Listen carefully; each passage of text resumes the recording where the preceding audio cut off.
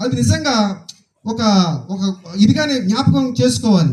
తక్కువ వయసులోనే ఆ ఫ్లైట్లో వెళ్ళేటువంటి అనుభవం ఆ అనుభూతి ఎట్లా ఉంటుంది. నేను కూడా ఎక్కాను ఫ్లైట్.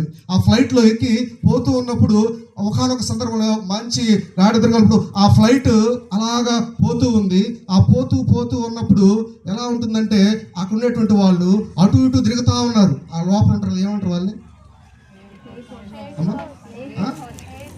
ఎయిర్ హోస్టా?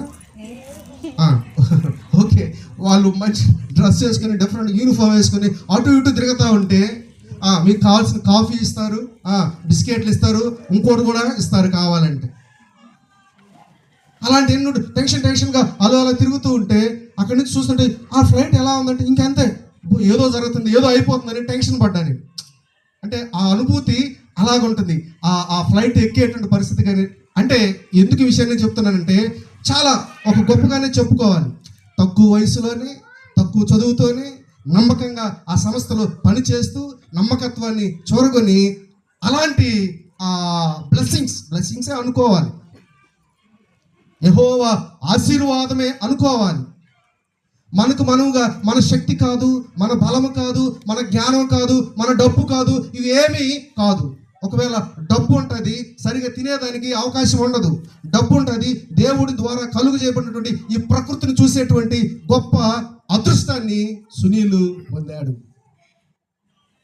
ఆ విషయాలు మనం జ్ఞాపకం చేసుకుంటూ అలాంటి స్థితి ఆ సునీల్కి దేవుడు అనుగ్రహించినందుకు దేవునికి మరొకసారి మనం అందరూ స్తుతులు చెల్లిద్దాం. హల్లెలూయా, హల్లెలూయా, హల్లెలూయా.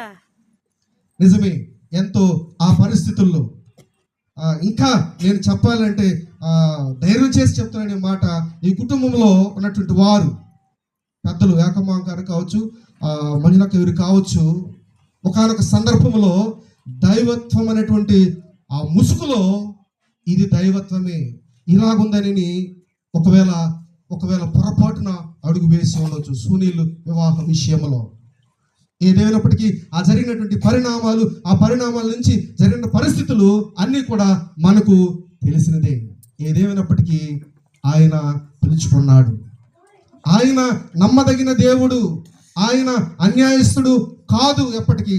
ఆ తరువాత జరిగినటువంటి పరిస్థితుల్లో ఈ కుటుంబంలో ఉన్నటువంటి వారు ఎలాగ విశ్వాసంతో ఆయన ఎప్పటికీ నమ్మదగినటువంటి సహాయకుడే, ఆయన అన్యాయము చేయడు అనేటువంటి గొప్ప నిరీక్షణ కలిగినటువంటి వారుగా కుటుంబంలో వారు ఉంటున్నారు.